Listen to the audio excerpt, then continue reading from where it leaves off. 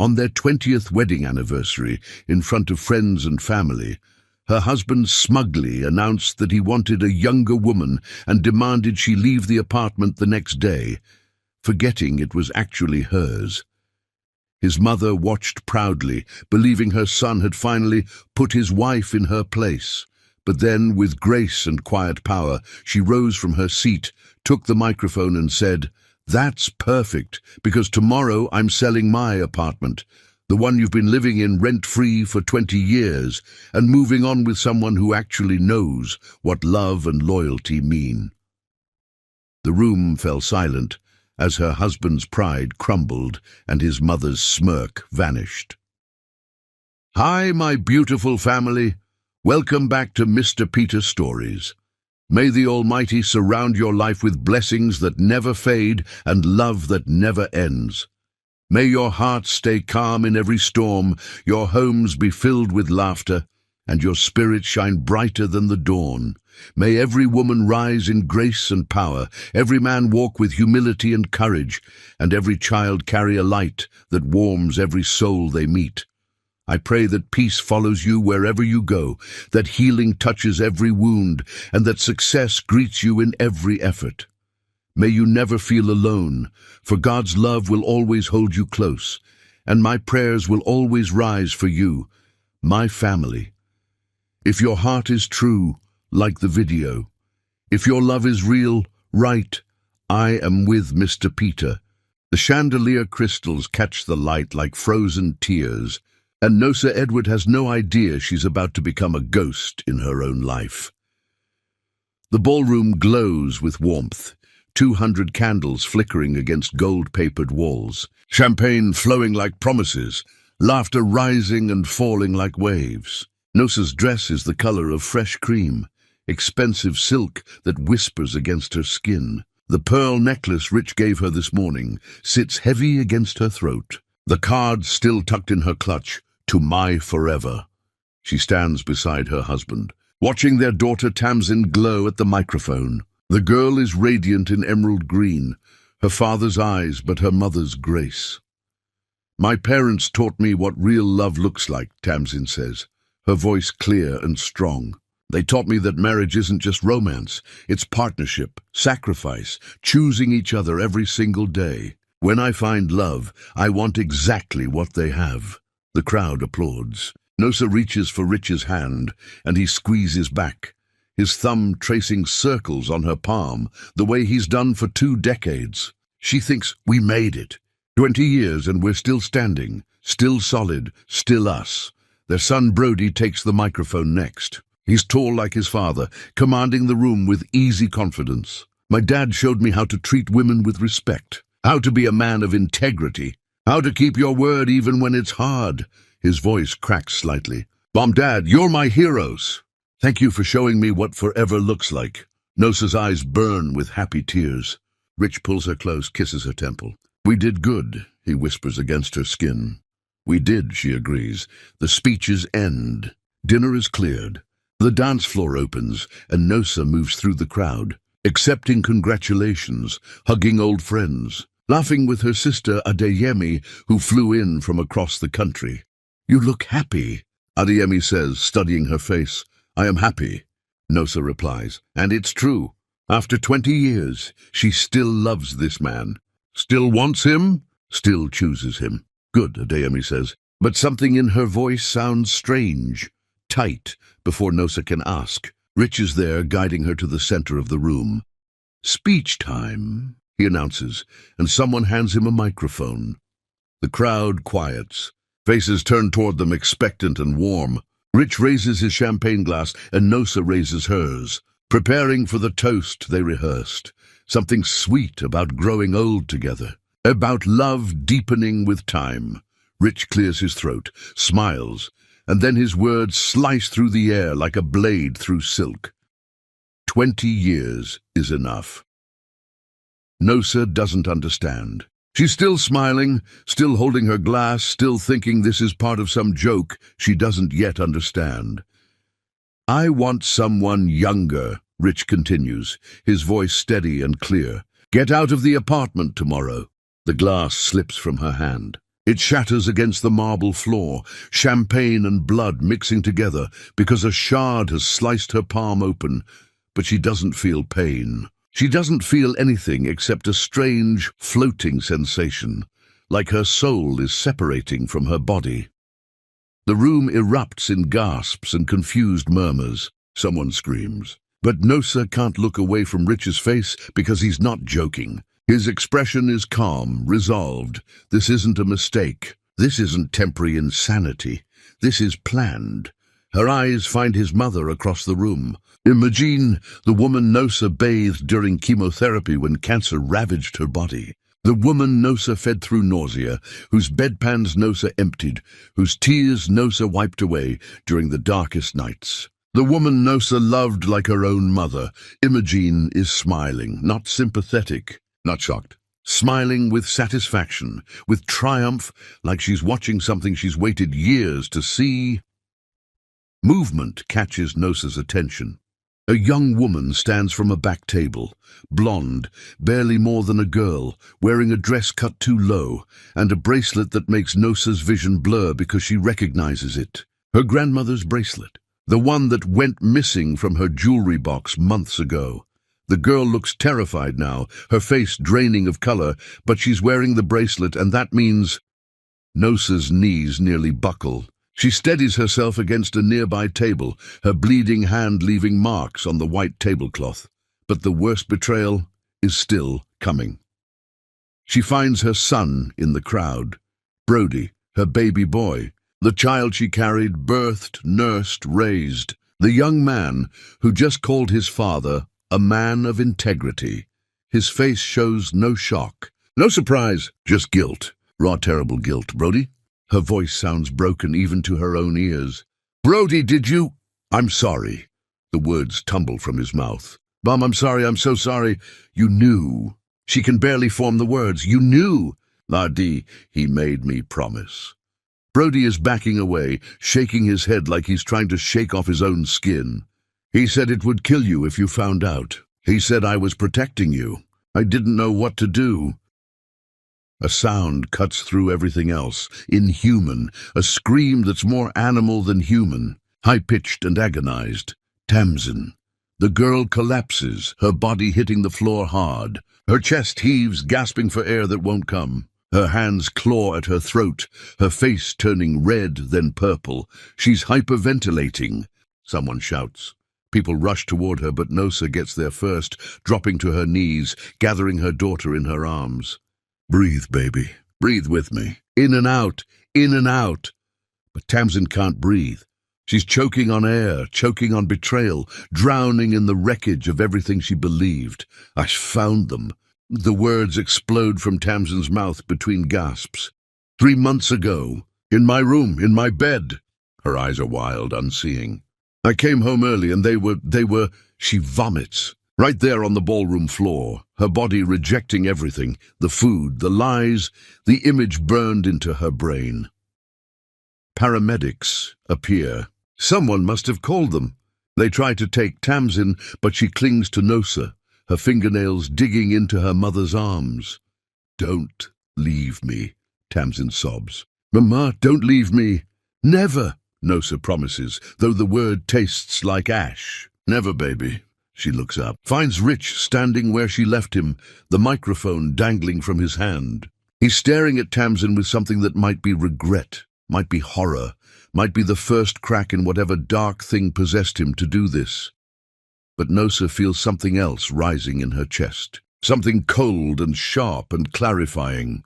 She stands, still cradling Tamsin. A paramedic tries to help, but Nosa shakes her head. Not yet. She walks toward Rich, the crowd parts like water. Her hand, still bleeding, leaving a trail of drops on the floor, reaches out and takes the microphone from his trembling fingers. The room goes silent. Even Tamsin sobs, quiet to broken hiccups. Nosa's voice, when it comes, doesn't sound like hers. It's the voice of a woman who just discovered she's been living inside a beautiful lie, and now the truth is burning everything to ash. You want me out of the apartment my dying father gave us? She looks at him, really looks at him, and sees a stranger wearing her husband's face. The one you've lived in rent-free for 20 years, while I worked double shifts so you could play businessman. His face pales. She turns to Imogen. I gave up my medical residency to care for you during cancer.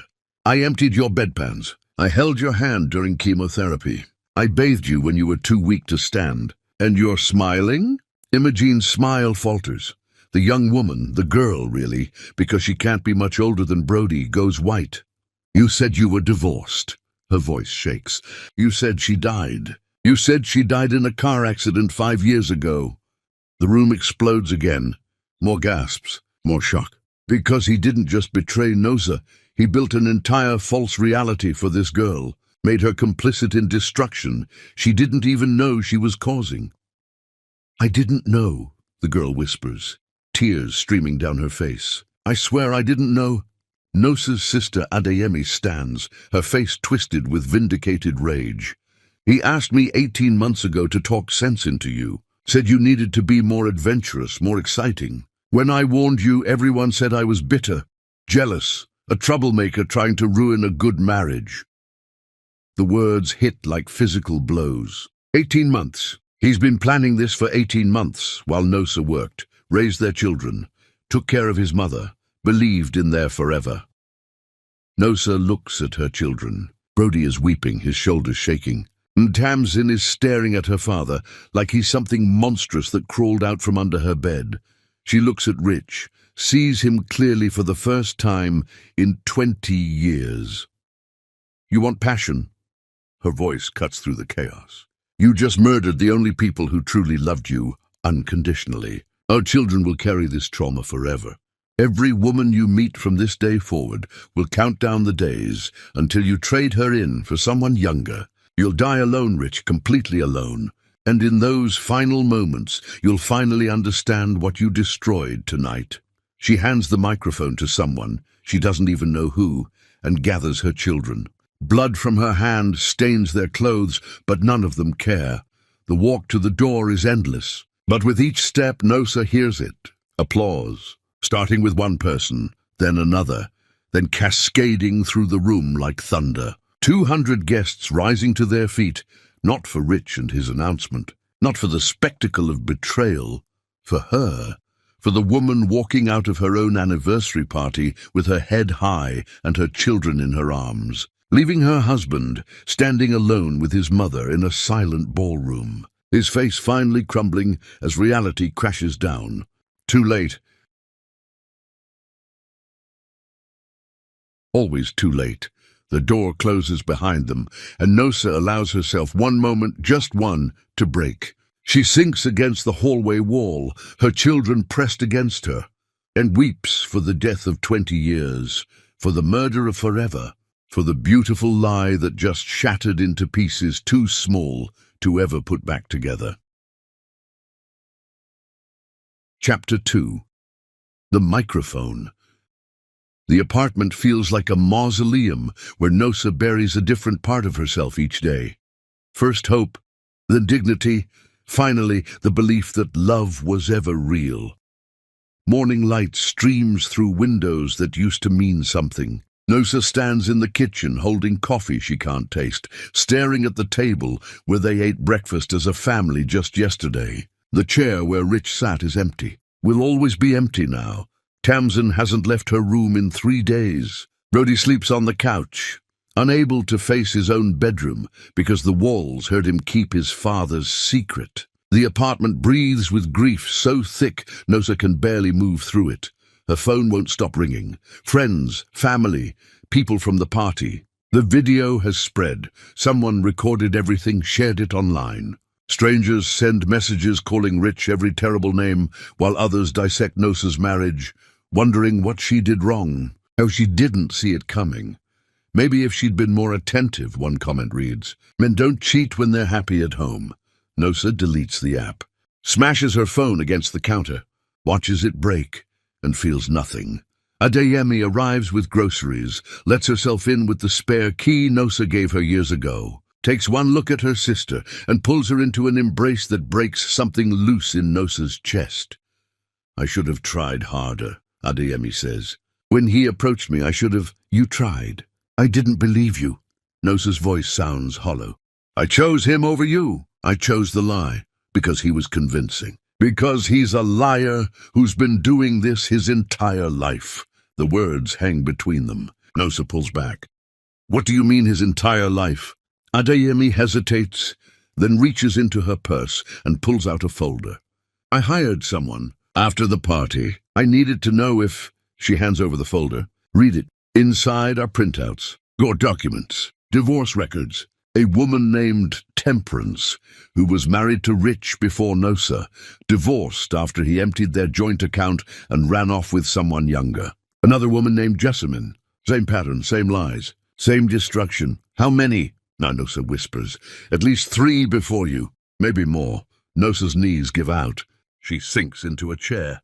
I wasn't special. I wasn't. You were a target. Like the others, Adeyemi crouches beside her. This is who he is. Who he's always been. The door to Tamsin's room opens. The girl emerges looking skeletal, her skin grey, her eyes sunken. She's been beautiful her whole life, but grief has carved her into something else, something haunted.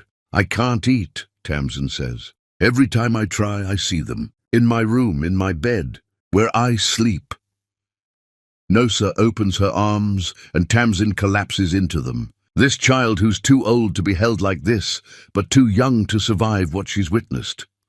We'll get you new furniture, Nosa says. New everything. We'll paint the walls, make it different. It won't matter. The images are inside my head. Brody appears from the living room, his face puffy from crying. It's my fault. I should have told you. I should have... Stop! Nosa's voice is sharp. You were manipulated. He made you his accomplice. That's on him, not you. I was old enough to know better. You were his son. You trusted him. That's not weakness. That's what children are supposed to do. But Brody shakes his head, and Nosa can see the guilt eating him alive from the inside. A knock at the door makes them all freeze. Nosa peers through the peephole, and her blood turns to ice. Kellen, the young woman, standing in the hallway with her arms wrapped around herself, looking small and terrified. Nosa opens the door slowly. What do you want? I'm sorry. Kellen's voice breaks immediately. I didn't know. I swear to God I didn't know any of it. Get out, please. Just listen. Kellen pulls something from her bag, a wooden box, old and worn. He gave me this. Said it was special. I opened it this morning. She hands it to Nosa. Inside are letters. Love letters. Dozens of them. Nosa's vision blurs as she reads. The words are familiar. Too familiar. Because they're the same words Rich wrote to her 20 years ago. The same promises. The same poetry. Even the same metaphors about stars and destiny and souls recognizing each other across time. He copied them. Kellen whispers.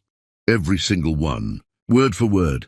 I looked you up online. Found an old blog post you wrote about your engagement where you quoted his letters. They're identical. Nosa wants to vomit, wants to scream, wants to claw her own skin off because she wore these words like precious jewels, and they were just recycled trash. I'm a barista, Kellen continues, her voice shaking. I worked nights to pay for community college. He came in every evening for months, was so kind, so interested in my dreams. Told me his wife died 5 years ago, that he was lonely, that I reminded him of her when she was young.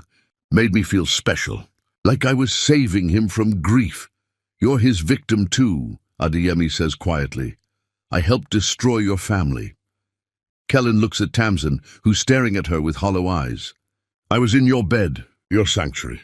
I'm so sorry. I'll carry that forever. Tamsin opens her mouth, closes it, opens it again. Did he tell you about us? His children?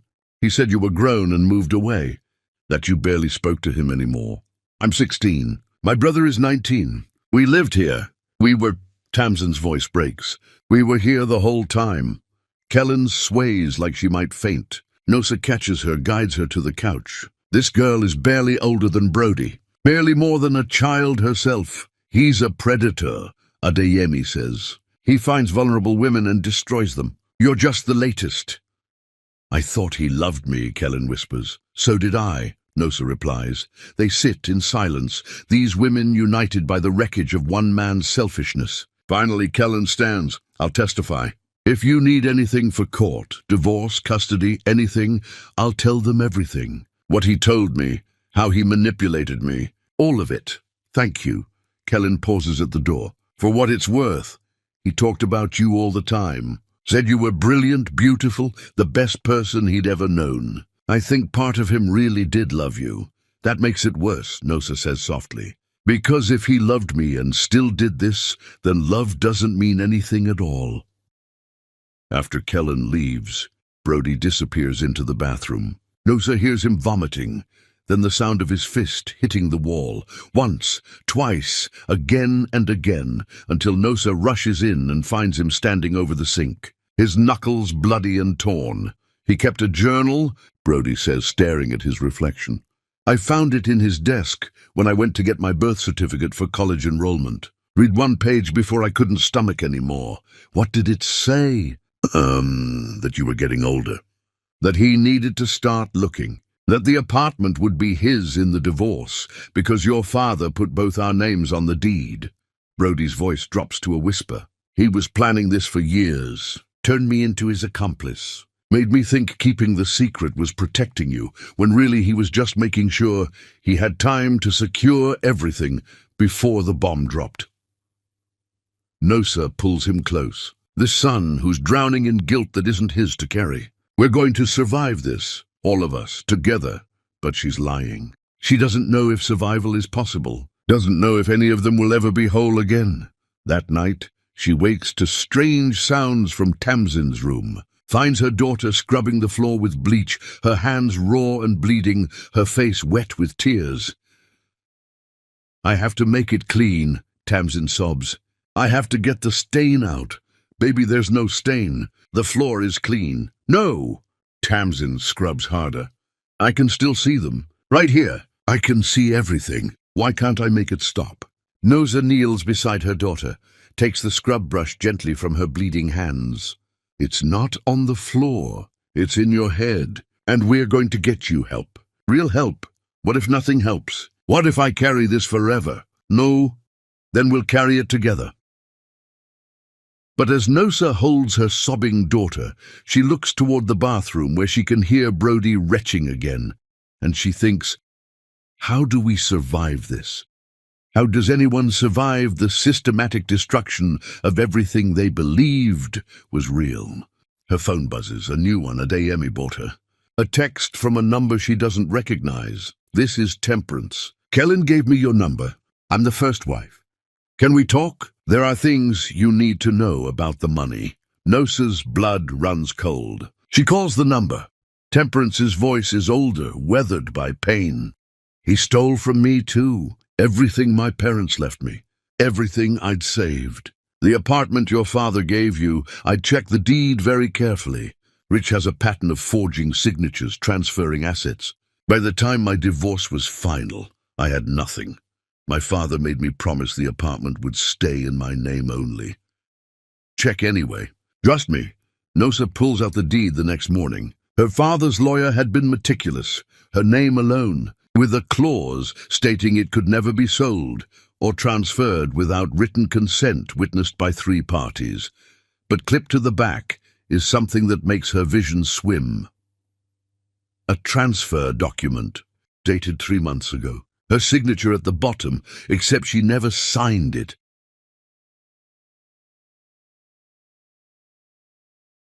The handwriting is close, remarkably close, but not quite right. The loop on the E is too wide. The N slopes differently. Rich forged her signature, tried to steal the apartment before he destroyed their marriage. Nosa calls her father's lawyer. I need to see you today, right now, and bring everything you have on property fraud. As she waits for the appointment, she sits in the living room, surrounded by the wreckage of 20 years. Photos on the walls, memories that used to be precious. A whole life built on lies so convincing she never saw the foundation crumbling beneath her feet. Her phone rings again. Rich's number. She almost doesn't answer, but something in her needs to hear his voice. Needs to know if there's any remorse. Any recognition of the destruction he's caused. Nosa, he sounds broken. Please, can we talk? No, I made a terrible mistake. I wasn't thinking clearly. You forged my signature. Tried to steal my apartment. Planned this for years. That's not a mistake, Rich. That's who you are. Silence. Then how did you find out? Because I'm not the naive woman you married anymore. That woman died on our anniversary. You killed her. I never meant to hurt. Our daughter tried to scrub her bedroom floor with bleach until her hands bled because she can't get the image of you and that girl out of her head. Her son vomits every night and punches walls because you made him your accomplice. I just discovered you're a serial predator who's destroyed at least 3 other families before mine. So tell me, Rich, which part didn't you mean?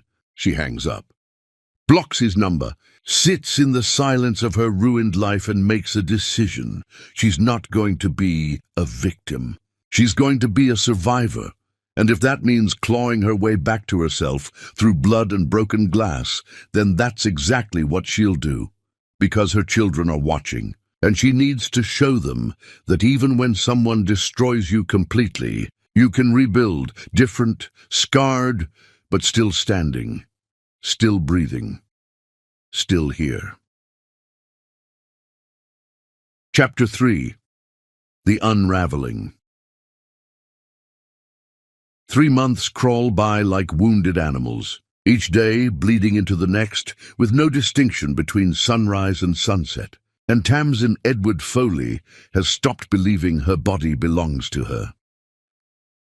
She stands in front of her bedroom mirror, new furniture, new paint, everything different except the floor beneath her feet, which is still the same floor, still the place where her innocence died, and practices smiling. Her therapist says she needs to reclaim her space, her sense of self, her power, but power feels like a word from another language. A concept for other girls who didn't come home early from school to find their father and his mistress tangled in sheets that smelled like teenage dreams. She doesn't eat breakfast anymore. Can't. Her stomach rejects everything that isn't liquid. Coffee, water, sometimes broth if her mother begs hard enough. She's lost weight she didn't have to lose. Her collarbones sharp enough to cut, her clothes hanging like drapes on a skeleton. Please, baby, Nosa says each morning, offering toast, eggs, anything. Just one bite. I can't. And it's true. Every time Tamsin tries to swallow solid food, her throat closes. Her body remembers what her mind is trying to forget. The sounds, the images, the way her father looked at her when he finally noticed her standing in the doorway. The way he didn't even have the decency to look ashamed. Just angry that she'd interrupted. Brody stopped going to classes. His university called twice, then stopped calling. He sits on the couch most days, staring at nothing. His knuckles wrapped in bandages that bloom red by evening because he keeps reopening the wounds. Yesterday, Nosa found him in the bathroom at dawn, his fist drawn back to punch the mirror. She caught his arm mid-swing. "What are you doing?" "Oh, I look like him." Brody's voice was hollow. "I have his eyes, his jaw. When I look in the mirror, I see the man who destroyed you. How do I live with that?" "You're not him. You're nothing like him." I kept his secret. I'm exactly like him, who started getting into fights. Last week at a convenience store, he saw a man yelling at his girlfriend. Brody grabbed him, shoved him against a wall, screamed, "You think you can treat her like trash? You think she's disposable? You're just like my father." Security pulled them apart. The other man pressed charges. Now Brody has a court date and a therapist who uses words like breakdown and PTSD and maladaptive coping. Nosa holds her family together with bleeding hands, working double shifts at the hospital where she finally finished her residency, coming home to children who are disappearing before her eyes. She's lost weight too. Her clothes don't fit. Her face in the mirror looks carved from grief. Adeyemi visits every weekend, brings food nobody eats, sits in the silence that's replaced where conversation used to be. "You need to talk to someone," she tells Nosa. "You can't just hold everyone else up while you're drowning." "I'm fine." "You're not fine. None of you are fine. But what's the alternative? Collapse? Let the whole structure crumble?" Nosa is the only thing keeping her children from completely unraveling, even as she feels her own threads pulling loose. Rich calls from blocked numbers. Nosa doesn't answer, but his voicemails pile up like poison. I'm sorry, please, let me explain. It wasn't supposed to happen like this. I still love you. I made a mistake. Please, Nosa, please. She deletes them without listening all the way through. But sometimes, late at night when she can't sleep, she wonders what he's doing. If he's suffering. If he understands yet what he's destroyed. The lawyer's office is downtown, all glass and steel and cold fluorescent lighting. Nosa brings the forged document, her father's original will, every piece of evidence that Rich tried to steal the apartment. The lawyer, a sharp woman named Octavia with silver hair and sharper eyes, studies everything carefully. He's done this before, she says finally. I've represented 2 other women against him. Same pattern. Marry someone with assets. Wait until he's secured access, then destroy them and take everything. Can we prosecute? We can try. But fraud is hard to prove if he's good at forgery. And he's very good. Octavia leans forward. But here's what we can do. Freeze everything. Every account, every asset. I'll file an emergency injunction. He won't be able to touch anything until the divorce is final. How long will that take? Months. Maybe longer if he fights. Let him fight. I'm not backing down. Octavia smiles grimly. Good, because he's going to make this ugly. Men like him always do. That night, Nosa comes home to find Tamsin's bedroom door open. The room is dark. She flips the light switch and her heart stops. Tamsin is on the floor. Not moving, an empty pill bottle beside her. Orange prescription tablets scattered across the carpet like fallen stars. No. Nosa is on her knees, checking for a pulse, screaming for Brody, dialing emergency services with shaking hands. Tamsin's pulse is there, but faint. Her breathing shallow, her lips slightly blue. Stay with me, baby. Stay with me. Help is coming. You're going to be fine. You're going to be... But she's not fine. None of them are fine. The ambulance arrives in minutes that feel like hours. Paramedics work quickly, efficiently, asking questions Nosa barely hears. What did she take? How many? How long ago? I don't know. I just found her. I don't know. Brody rides in the ambulance with them, holding his sister's hand, his face dead white. This is my fault. I did this. I killed her. She's not dead. She's going to be okay. But Nosa doesn't know if she believes it. The hospital is bright and loud, and everything moves too fast and too slow simultaneously. They pump Tamsin's stomach, give her charcoal, hook her up to machines that beep and whir, and monitor the life that's barely clinging to her body. A doctor with kind eyes and graying temples pulls Nosa aside. She's stable. She's going to survive this. But Ms. Edward, your daughter took a significant amount of sleeping pills. If you'd come home an hour later, we'd be having a very different conversation. I know. She's going to need intensive psychiatric care. This wasn't a cry for help. This was a genuine attempt. Nosa already knows this. Felt it in the way Tamsin's been disappearing piece by piece, day by day. Watching her daughter fade like a photograph left in sunlight. When Tamsin wakes, her eyes find her mother's immediately. Tears leak from the corners, silent and hopeless. I'm sorry, she whispers. I just wanted the images to stop. They won't stop, Mama. Every time I close my eyes, I see them. Every time I try to sleep, I'm back in that room. I can't make it stop, and I don't know how to live like this. Nosa climbs into the hospital bed, holds her daughter like she did when she was small and afraid of thunderstorms. Then we'll find a way together. Different therapy, medication, whatever you need. But you can't leave me, baby. You can't. Because if you go, I go. Do you understand? I don't know how to keep living. One breath at a time. That's all. Just one breath, then another, then another. We don't think about tomorrow or next week or next year. Just the next breath. Can you do that? Tamsin nods against her mother's chest. I'll try. That's all I need. Just keep trying. Brody sits in the corner, his head in his hands, his whole body shaking. When Nosa looks at him, she sees a young man being eaten alive by guilt that's not his to carry, but he carries it anyway because Rich made sure of it. Her phone buzzes. A text from an unknown number. This is Rich's mother, Imogene. I need to speak with you. It's important. Nosa doesn't respond. Blocks the number. But it buzzes again from a different number. Please, I'm dying. I need to make this right. Dying. The word sits heavy in Nosa's chest. She should feel satisfaction. Should want Imogene to suffer the way she's suffering, the way her children are suffering. But she just feels tired. A nurse comes in to check Tamsin's vitals. There's a woman in the waiting room. Says she's the grandmother. Should I? No. Brody's voice is hard. She doesn't get to see us. She smiled when he destroyed us. She knew. She probably helped him plan it. Brody! Nosa starts. No, Mom. She doesn't get to feel better about herself by apologizing now. Some things can't be forgiven. And maybe he's right. Maybe some betrayals go too deep for apologies to reach. Days pass. Tamsin is released into a psychiatric program, outpatient but intensive. 3 hours of therapy daily, group sessions, medication adjustments, art therapy where she paints violent, beautiful images of girls being swallowed by darkness. Brody finally goes to his court date for the fight at the convenience store. The judge looks at his record, previously clean, and the psychological evaluation from his therapist, and gives him community service instead of jail time.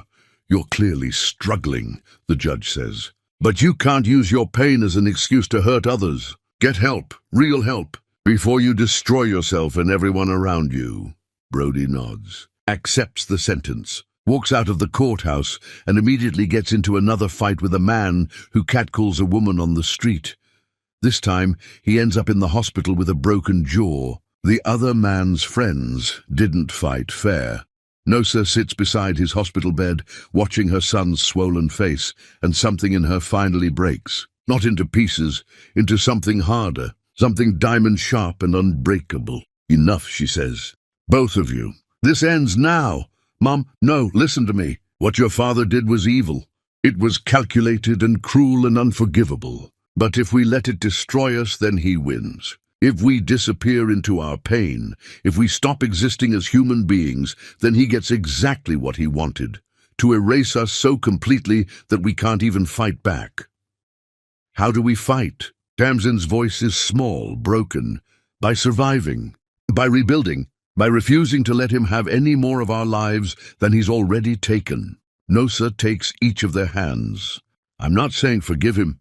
I'm not saying forget. I'm saying we choose to keep living despite what he did. We choose ourselves, each other. We choose to be more than just his victims. I don't know how, Brody says. Neither do I, but we're going to learn. A week later, Imogene's obituary appears in the paper. Stroke.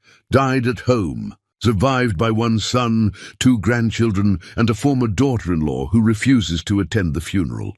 Rich calls again. This time, Nosa answers.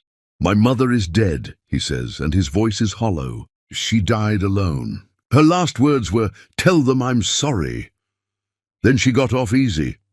Nosa, your mother stood in that ballroom and smiled while you destroyed our family. She helped you, encouraged you. She doesn't get forgiveness just because she's dead.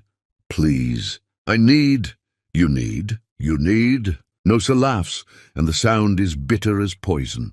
Your daughter almost died because of you. Your son can't look at himself in the mirror without seeing the man who manipulated him.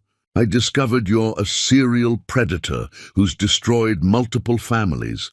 You forged my signature to steal my home, and you're calling me because your mother died. Silence on the other end. I hope you're drowning in it, Rich. I hope the guilt eats you alive. I hope you lie awake every night seeing Tamsin's face when she collapsed, hearing Brody beg for forgiveness for something that was your fault. I hope you never have another peaceful moment for the rest of your miserable life. She hangs up, blocks the number, turns to her children who are watching her with something like awe. That's how we fight, she says. We refuse to make his pain our responsibility.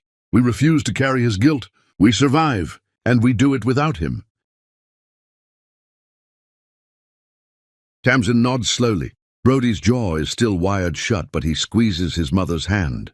They're broken. All of them. Shattered into so many pieces, it seems impossible they'll...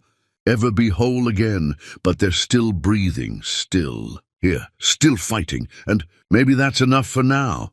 Maybe survival is its own form of victory. Chapter 4. The Girl Who Wanted Silence. The psychiatric ward smells like industrial cleaner and old despair, and Tamsin Edward Foley learns that surviving is different from living. One is breathing, the other is wanting to. She sits in group therapy with 7 other people who tried to stop existing. A man in his 40s who stepped in front of a train. A woman in her 20s who drove her car into a lake. A teenage boy who hung himself in his closet, but the beam broke. They share their stories like trading scars, comparing whose pain cut deepest. When it's Tamsin's turn, the words stick in her throat. How does she explain that her father didn't just betray her mother? He stole her innocence, her safety, her ability to trust that the world makes sense. "My father used my bedroom," she finally says, her voice barely above a whisper, "while I was at school. With his mistress, in my bed." The room goes quiet, even here, in this place where everyone's trauma is supposed to be equal. Her pain stands out.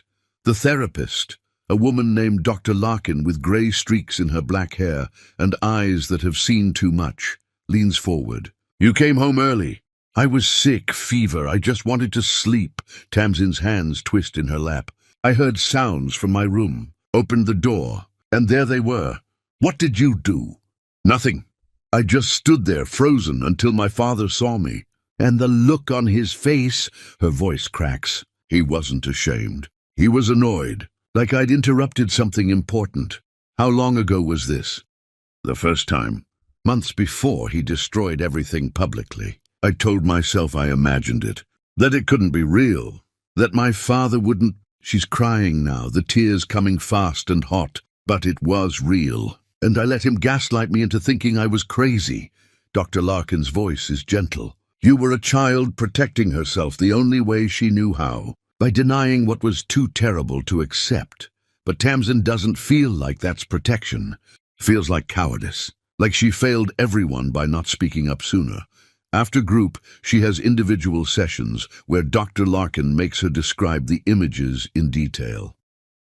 "We need to drain the wound," she explains. "Right now, these memories have power over you because you're trying not to think about them. The more you avoid them, the stronger they become." So Tamsin talks, describes everything: the color of the sheets, the angle of afternoon light through the window, the specific sounds, the smell of perfume that wasn't her mother's, the way her father's back arched, the woman's face flushed and unaware until suddenly, horribly aware. She vomits twice during the session. Dr. Larkin hands her a trash can like, "This is normal. Expected, part of the process." "Good," she says when Tamsin is done heaving. "Your body is releasing the trauma. Let it out." But Tamsin doesn't feel released. Feels raw, flayed open, exposed to air that burns. At night, she lies in her hospital bed. They kept her inpatient for observation, and listens to other patients crying, screaming, bargaining with gods who don't answer. She understands them now, understands why people choose silence over this, why death seems kinder than carrying pain that never stops bleeding. Her phone rings. Brody. His voice sounds strange, muffled. Right. His jaw is wired shut. He's learned to speak around it, but every word sounds painful. "How are you?"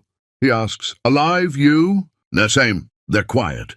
The silence between them heavy with everything they can't say. "I'm sorry. This is my fault. I should have saved you. I should have spoken up. I should have been braver. The judge gave me community service," Brody finally says. 100 hours. "I have to help at a domestic violence shelter." "That's good." "Is it? I feel like a fraud, like I'm the abuser, not the victim." "You're both. That's what makes it so complicated." More silence. "Then I got into another fight." "Brody, I know. I can't stop. Every time I see a man mistreating a woman, something breaks inside me. I want to hurt them the way he hurt us." "That's not helping anyone." "I know. My therapist says I'm projecting, trying to save every woman because I couldn't save Mom." Tamsin understands this. She's doing the same thing in reverse, trying to disappear because she couldn't make her father disappear first. "We're a mess," she says softly. "Complete disaster. Do you think we'll ever be normal again?" Brody is quiet for so long, Tamsin thinks he's hung up. "Then I don't think normal exists anymore. I think we just have to find a new way to exist. Different, scarred, but maybe still okay." "I don't know if I want to exist at all." "Then exist for me, for Mom, because if you go, we fall apart completely." "You're the glue, Tam, you always have been." But Tamsin doesn't feel like glue. Feels like shattered glass, barely holding shape through surface tension alone. When she's finally released from the psychiatric ward, Nosa is there with clean clothes and a careful smile. They drive home in silence. The apartment looks different, brighter somehow. Nosa has been cleaning, rearranging, trying to make it feel less like a crime scene. But Tamsin can still feel it. The weight of betrayal soaked into the walls. "I talked to a realtor," Nosa says as they walk in. "We can move. New place. Fresh start."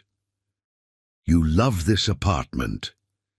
I love you more." Tamsin wants to feel grateful. Instead feels guilty. One more way her father destroyed something precious. Her mother's home, her history. The only connection left to her dead father who tried to protect his daughter from men, exactly like Rich. Mail is piled on the counter. Nosa sorts through it mechanically. Bills, advertisements, a thick envelope with no return address. Inside is a letter, handwritten, from Kellen. "Dear Tamsin," it begins. "I know you don't want to hear from me. I know I'm the last person who has the right to speak to you. But I need you to know something. I'm not asking for forgiveness. I'm not asking you to understand. I'm just asking you to believe that I didn't know, that I was lied to. That I'm his victim too, even though my victimhood hurt you in ways I can never repair." Tamsin reads the whole thing. 2 pages of careful handwriting, shaking in places, words crossed out and rewritten. At the end, "You deserved better. Your whole family did. I'm going to therapy now, learning about predatory behavior, about manipulation, about how men like your father find vulnerable women and use them as weapons. I'll carry what I did to you forever. All I can do is promise never to be used like that again, and to warn every woman I meet about men who seem too good to be true. Because they are. Every time." Tamsin folds the letter carefully, puts it in her drawer. Doesn't know how to feel about it. That night she dreams of her father. But in the dream he's transparent, a ghost already fading. And she's solid, real, surviving. She wakes gasping but not screaming. It's progress. Small, microscopic, barely there, but progress nonetheless. Days become weeks. She goes back to school, has to repeat the semester she missed, but she goes. Sits in classrooms and takes notes and pretends to be normal, even though normal is a language she's forgotten how to speak. Other students whisper. Everyone knows. The video from the anniversary party went viral. That's the girl whose dad, she hears the fragments. Keeps walking, head up. Because her mother taught her that surviving with dignity is its own form of revenge. Brody starts his community service at the shelter. Comes home quiet, shaken. The stories, he tells Nosa. The things men do to women. He can't finish the sentence. Is it helping? I don't know, maybe. I'm learning that what Dad did isn't unique. That there are thousands of men just like him. Millions, probably. And that makes it worse somehow. Like evil isn't special. It's ordinary. Nosa nods. She understands this. Has seen it in her work at the hospital. Women who come in with injuries that don't match their stories. Children who flinch from touch. The everyday violence that society pretends not to see. Rich tries to visit. Shows up at the apartment door. Brody answers, still in his community service uniform. The irony not lost on anyone. You need to leave, Brody says. I just want to talk. To explain, there's nothing to explain. You destroyed us, on purpose, for years. Now you have to live with that. Your sister almost died because of you, Brody's voice rises. Because you traumatized her so badly, she wanted to stop existing. So no, you don't get to use her pain as an excuse to feel better about yourself. Leave now, before I call the police. Rich looks past him, sees Tamsin standing in the hallway. His face crumples. Tamsin, baby, don't call me that. Her voice is ice. You lost the right to call me anything. I'm your father. You're the man who used my bedroom as his personal brothel. You're nothing to me. She turns and walks away. Here's Rich weeping on the other side of the door. Here's Brody slam it in his face, feels nothing. And maybe that's healing too, the absence of feeling. The ability to look at the source of her trauma and feel nothing but cold indifference. That night, Tamsin writes in the journal Dr. Larkin gave her. Writes about the dream, about school, about the letter from Kellen. Writes about standing in the hallway and feeling nothing while her father wept. Is this better? She writes. Feeling nothing instead of feeling everything? Or is it just different? Is numbness its own form of death? She doesn't know the answer, but she keeps writing, keeps breathing, keeps existing, one breath at a time, just like she promised. Chapter 5. The Man in the Mirror. Rich Foley stands in his mother's empty house surrounded by photographs of people who now hate him. And for the first time in his life he sees himself clearly, and the reflection is monstrous. The funeral was yesterday. He stood alone at the graveside while his siblings positioned themselves on the opposite side of the casket, as far from him as possible, without leaving entirely. No one spoke to him. No one looked at him. He was a ghost at his own mother's funeral. Imogene's house feels enormous in its emptiness. Every room echoes with memories. Family dinners where Nosa cooked because Imogene was too weak from chemo. Christmas mornings with Tamsin and Brody opening presents while Imogene watched with joy in her eyes. The night she held Rich's hand and said, "I'm so glad you found Nosa. She's the best thing that ever happened to this family." And Rich destroyed it all. He finds boxes of photographs, carefully sorts through them with shaking hands. It's their wedding day, Nosa in white, radiant, believing every promise he made. Here's Brody as a newborn, tiny and perfect in his father's arms. Here's Tamsin's first birthday, cake smeared across her face, everyone laughing. He made these memories, lived inside these moments, felt love, real, genuine love for these people, and still chose to destroy them. Why? The question circles his mind like a vulture. Why did he do it? What was he looking for? What was missing inside him that made him need to hurt the people who loved him most? He finds Tamsin's diary in a box of things his mother saved, from when she was 12. The pages are filled with hearts and flowers and sentences like, "Daddy is my hero. He's the smartest, kindest, best man in the whole world. When I grow up, I want to marry someone exactly like him." Rich vomits into the nearest trash can, heaves until there's nothing left, until he's just dry retching into emptiness. That's what he did. Took his daughter's hero worship and turned it into trauma so severe she tried to die. He finds Brody's college essay in another box. His mother kept everything. The essay is about integrity, about moral courage, about how Rich taught him that real men protect the weak, that honor matters more than comfort, that love is a verb, not just a feeling. Rich's hands shake so badly he drops the papers. They scatter across the floor like accusations. His son believed in him, worshipped him. And Rich manipulated that love, used it as a weapon, turned Brody into an accomplice in his mother's betrayal. The phone rings. Unknown number. He answers because maybe it's someone who doesn't hate him yet. "Mr. Foley, this is the suicide prevention hotline. Your wife, ex-wife, called us.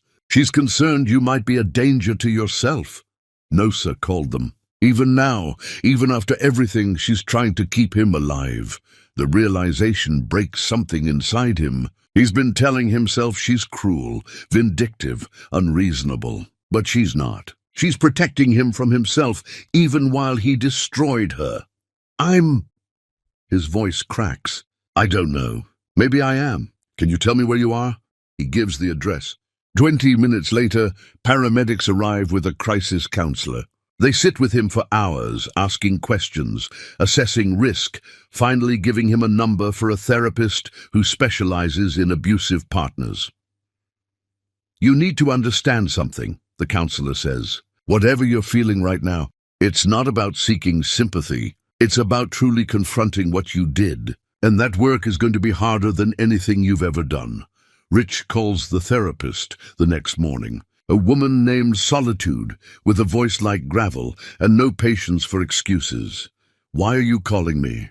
she asks immediately. "I need help." Wrong answer. "Why are you really calling?" "I destroyed my family. My daughter tried to die. My son is having a breakdown. My wife..." "Stop, you're making this about them. Why are you calling? What do you want?" Rich is confused. "I want to fix..." "You can't fix it. It's unfixable. So try again. Why are you calling?" He thinks.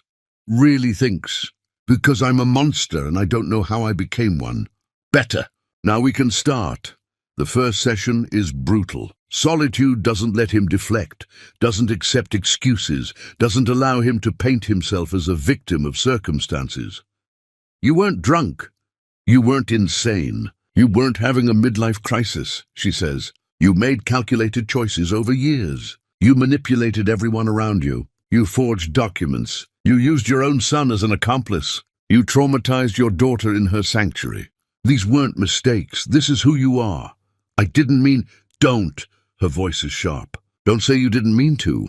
You meant every bit of it. You just didn't expect consequences." She makes him join a group for abusive men. Sitting in that circle the first time is humiliating. These men are monsters. They hit their wives, screamed at their children, destroyed property, threatened violence. He's not like them, except he is. The facilitator, a man who used to be exactly like them until he chose differently, looks directly at Rich. "You think you're better than everyone here because you didn't hit anyone. But psychological abuse is just as devastating. More sometimes. Because physical scars heal. The scars you left will never fully disappear." Rich wants to argue. Can't. Week after week he sits in that circle and hears stories that mirror his own. Men who felt entitled to their wives' lives. Men who manipulated and gaslit and destroyed. Men who turned their children into weapons. And slowly, horrifyingly, he recognizes himself in every story. Solitude gives him an assignment. Write letters to your victims. Not to send. They don't need your words right now. But so you understand the full scope of what you did. He starts with Tamsin. "Dear Tamsin, I murdered your childhood. I took your sanctuary and turned it into a crime scene. I taught you that men who say they love you will destroy you. I made you want to die. There is no apology big enough, no atonement sufficient. I did this to you, your own father, the person whose only job was to protect you. And I failed so completely that you couldn't stand to exist anymore." He sobs so hard, he passes out from exhaustion. The next letter is to Brody. "Dear son, I made you my accomplice. I manipulated your love, your loyalty, your desire to protect your mother into a weapon I used against all of you. I stole your innocence, made you complicit, gave you trauma you'll carry forever. You look in the mirror and see me. That's my fault. I poisoned you with my sickness." Then Noza. "Dear Noza, I took 20 years of your life and revealed them as lies. I made you question your own reality, your judgment, your worth. I used your father's generosity, your compassion, your love as tools to manipulate you. I tried to steal the home your dying father gave you. I turned you into a cautionary tale when you deserved to be a love story." He writes dozens of letters. To Kellen, who he manipulated into hurting people she didn't even know existed. To his mother, who he let poison her soul with cruelty. To his first wife, and the others he destroyed before Nosa. Each letter peels back another layer of self-delusion. Each one forces him to see what he did without the comfortable distance of justification. Solitude reads them all. "Good. Now I want you to volunteer at a domestic abuse shelter. You need to sit in rooms with women who survived men exactly like you. You need to face what you are. The shelter is in a converted church, all high ceilings and stained glass that filters light into colors that feel holy. The women who live there look at Rich with suspicion. They know a predator when they see one. He doesn't speak to them, just helps with maintenance, cooking, cleaning, makes himself useful in ways that don't require them to trust him.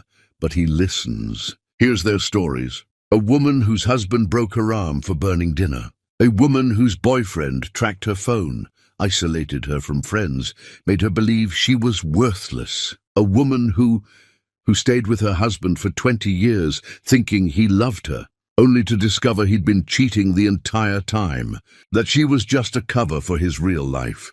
The woman's name is Temperance, the same Temperance who contacted Nosa, Rich's first wife. She recognizes him immediately, goes pale. "What are you doing here?"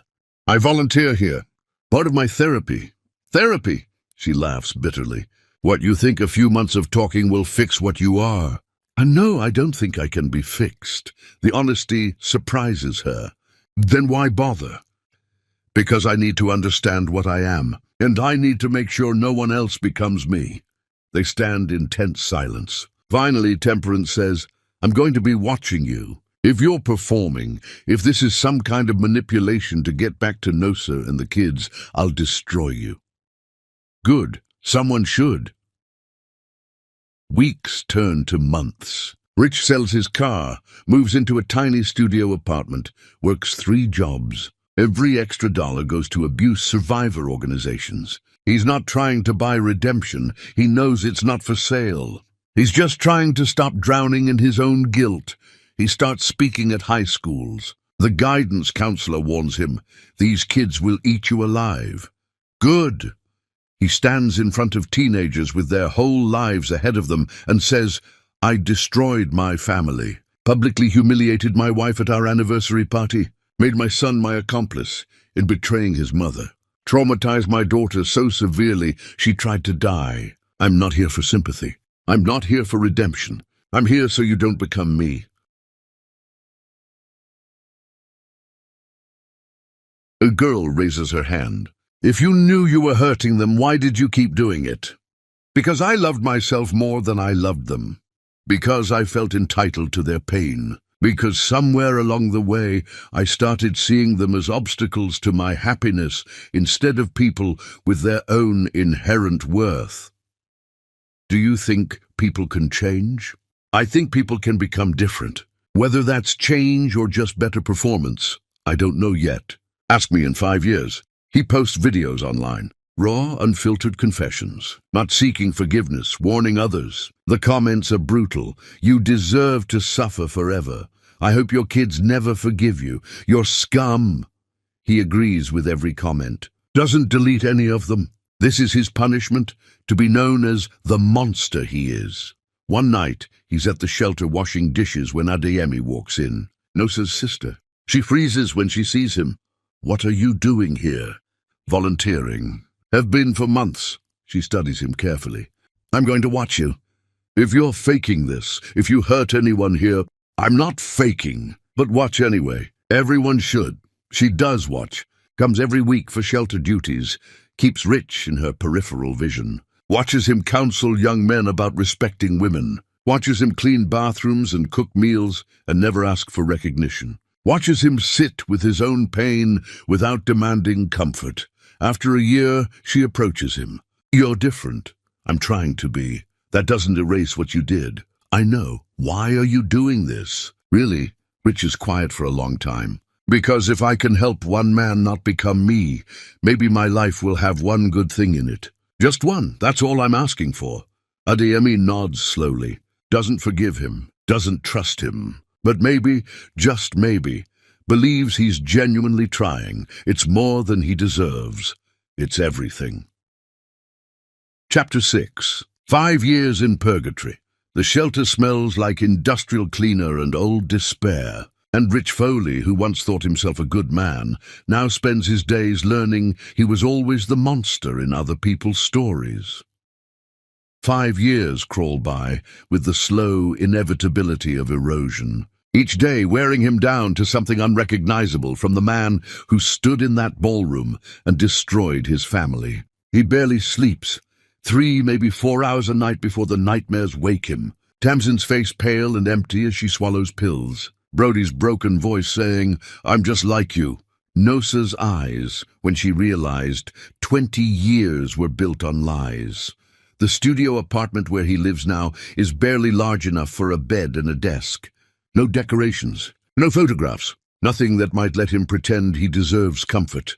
He works 3 jobs: janitor at a hospital, night stock at a grocery store, weekend maintenance at the shelter. Every penny beyond basic survival goes to organizations that help abuse survivors. "You're not buying redemption," Solitude reminds him during their weekly sessions. "You know that, right? No amount of money or time will erase what you did." "I know. So why do it?" "Because it's the only thing I can do that doesn't make the world worse." The group for abusive men meets every Tuesday. Rich hasn't missed a session in 5 years. He knows their stories now. Men who destroyed their families in different ways, but for the same reason. Because they could. Because they felt entitled. Because somewhere along the line, they stopped seeing their victims as fully human. A new member joins. Younger, maybe mid-30s, still making excuses. "She pushed me to it." She wouldn't listen. "What was I supposed to do?" Rich speaks up. "You were supposed to not destroy her. That was your only job. Easy for you to say. I humiliated my wife publicly, made my son my accomplice in betraying his mother, traumatized my daughter so badly she tried to die. There's no easy here. There's just the truth. We chose this. We chose to hurt them. And we have to live with that forever." The man's face goes red. "You don't know my situation. I know you're making excuses. I did it for 40 years. It doesn't help. It just delays the moment when you have to face what you are." After group, another member approaches Rich. Older man, grey and tired. "How long have you been sober?" "I don't drink, and that's not what I mean." "How long since you hurt someone?" Rich thinks. 5 years. But I'm not sober. I'm just not actively poisoning anyone new. The people I already hurt, they're still suffering. I'm still hurting them through the aftermath. That's the hardest part. Knowing the damage is permanent.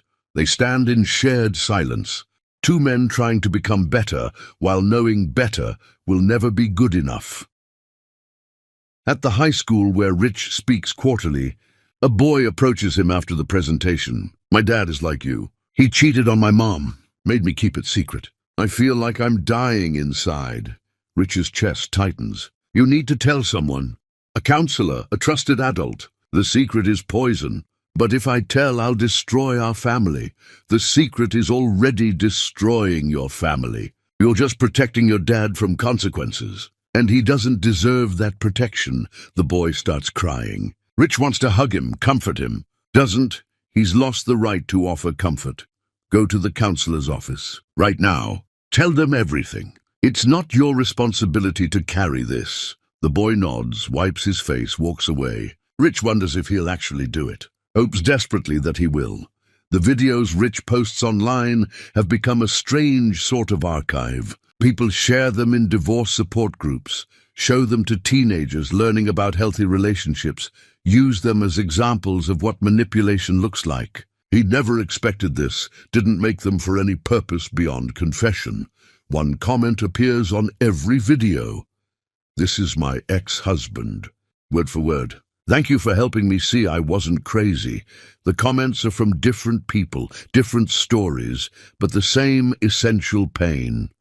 Rich reads each one, forces himself to sit with the knowledge that he's not unique, that there are thousands, maybe millions of men just like him, that the damage he did is ordinary.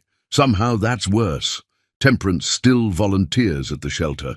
They've developed a strange working relationship, not friendship, never that, but a mutual understanding born from shared history. She watches him carefully, always assessing whether this change is real.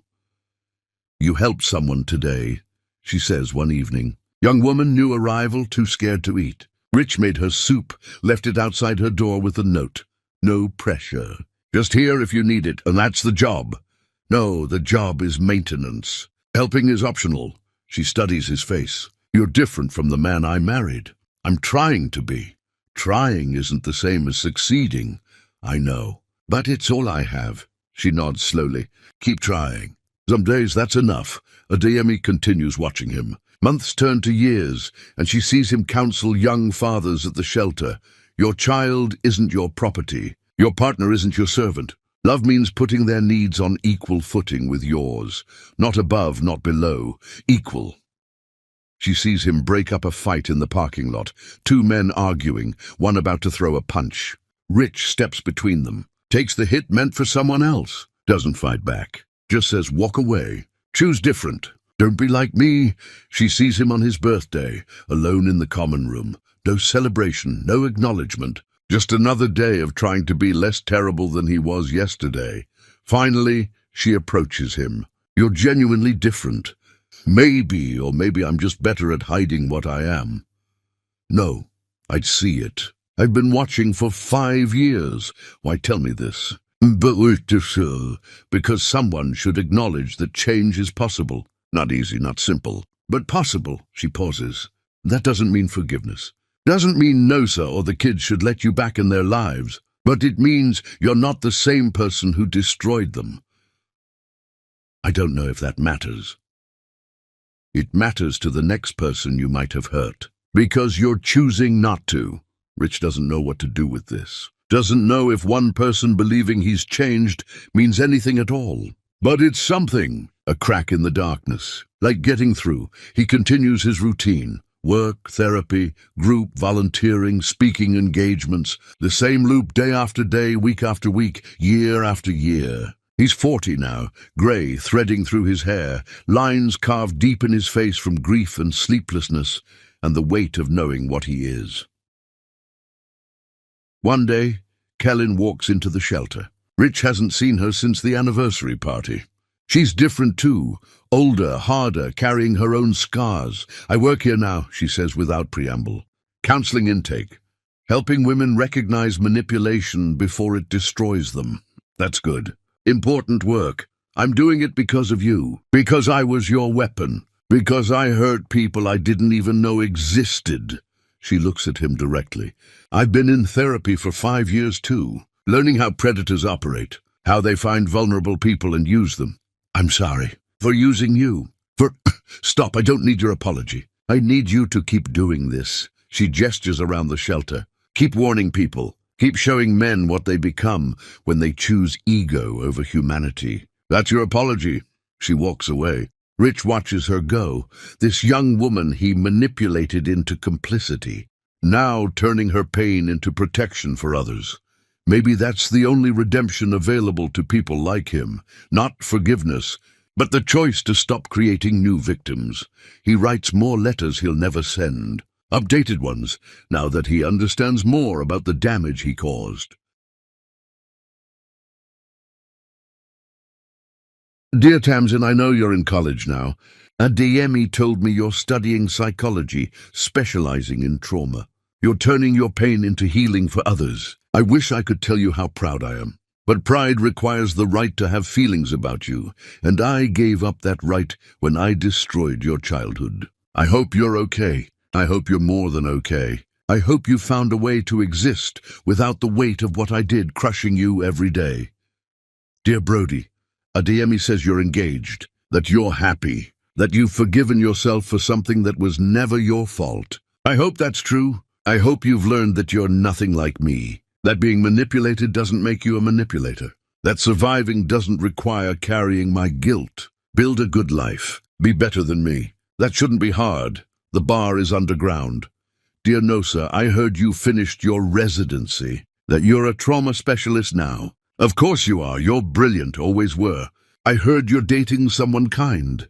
I'm glad. You deserve kindness. You deserved it from me and never got it. I hope he treats you the way you should have been treated all along. I hope he shows you what real love looks like. I hope you forget I ever existed. He seals the letters, puts them in a box with all the others. Hundreds of letters spanning 5 years. A catalogue of regret that will never be read by the people who need to hear it. Because they don't need to hear it. They need him to stay away, to leave them in peace. To let them heal without his presence ripping open wounds that have barely begun to scar. So he stays away, works, volunteers, tries to become someone who causes less pain. than he did before, one breath at a time, one choice at a time, one day at a time. 5 years of purgatory, and he's still not sure if he's being punished, or if he's finally starting to understand what it means to be human. Maybe both. Maybe that's the point. Chapter 7. The Children Who Watched from Shadows, Tamsin. Edward is 21 now, and she's spent 5 years rebuilding herself into someone who can function despite the cracks. But lately she's been dreaming about her father and waking up terrified that forgiveness might be another form of betrayal. The university campus sprawls green and bright. Students laughing and flirting and stressing over exams. All the normal things that still feel foreign to Tamsin, like watching life through glass. She's majoring in psychology, specializing in family trauma because of course she is. You become what damages you, or you spend your life trying to understand it. Sometimes both. Her roommate is nice, a girl named Piper, who talks too much about her boyfriend and doesn't ask questions about why Tamsin never dates, never goes to parties, never seems to relax. It's easier this way, existing beside people without letting them see the landscape of scars beneath her skin. Dr. Larkin, her therapist, continues their sessions via video call. "You're doing well," she says during one session. "The nightmares have decreased. You're eating regularly. Your grades are excellent, so I'm cured. You're managing." That's different. Tamsin knows this. Knows the difference between healing and simply getting better at hiding damage. But management is something. 5 years ago, she couldn't imagine being alive at 21. Now she's here, breathing, functioning. It's not happiness, but it's not death. "I want to show you something," Dr. Larkin says. She shares her screen, a video. No identifying information, just a man speaking directly to camera. He's older, grey, tired-looking. The man talks about destroying his family, about manipulating his son, about traumatizing his daughter in her sanctuary, about the specific ways he hurt people, the exact mechanisms of his cruelty. Tamsin's chest tightens. "Why are you showing me this?" "I want you to tell me, can people like this change? Or are they fundamentally broken?"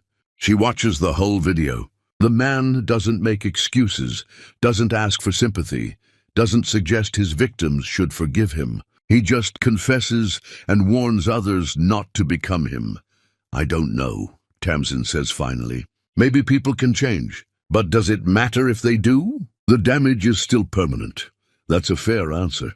Something about the man's voice bothers Tamsin. She can't place it. Probably just reminds her of her father. She tries not to think about him, tries not to wonder what he's doing, if he's suffering, if he ever thinks about the moment she collapsed in that ballroom 5 years ago. Brody calls that evening. Her brother's voice has deepened over the years, carries a steadiness it didn't have before. "How's school?" "Fine. You?"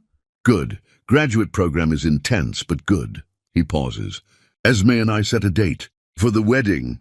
"That's wonderful, Brody." Another pause. "She wants me to consider inviting him." The temperature in the room drops. Tamsin doesn't need to ask who him is. Why? She says everyone deserves a second chance, that I need closure, that hating him is eating me alive from the inside. Is it? "I don't know, maybe I just—" His voice cracks.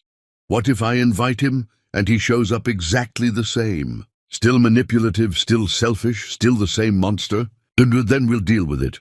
Or what if he's different? What if he's genuinely changed and we're punishing someone who doesn't exist anymore?" This is the question that haunts Tamsin too. If people can fundamentally change, do you owe them forgiveness for who they used to be? Or do you have the right to hate them forever because of what they did, regardless of who they became? "I don't have answers," she tells her brother. "Neither do I, but Esme thinks we should try family therapy. All of us, including him, just once, to see if—" He can't finish the sentence. "What does Mom say?" "I haven't asked her yet. Wanted to talk to you first." Tamsin is quiet, thinking. 5 years. She survived 5 years without her father, built a life around his absence, gotten used to the empty space where he used to be.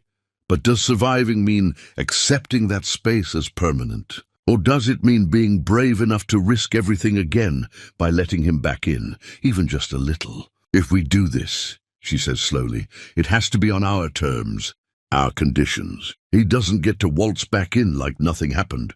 Agreed. And if he fails, if he says even one manipulative thing makes any excuse, he's gone forever. No second chances after the second chance. Yes, then maybe we try. Maybe we see if change is real. Because I need to know, Brody. I need to know if people can become better. Because if they can't, her voice breaks. If they can't, then what's the point of anything? They're both crying now, siblings united by shared trauma and the desperate hope that humans are capable of transformation. After the call, Tamsin can't sleep. She pulls out her laptop, searches for more videos by the man Dr. Larkin showed her, finds dozens, watches them chronologically, seeing him over years. The first videos raw and fresh with pain, later ones more composed but no less honest.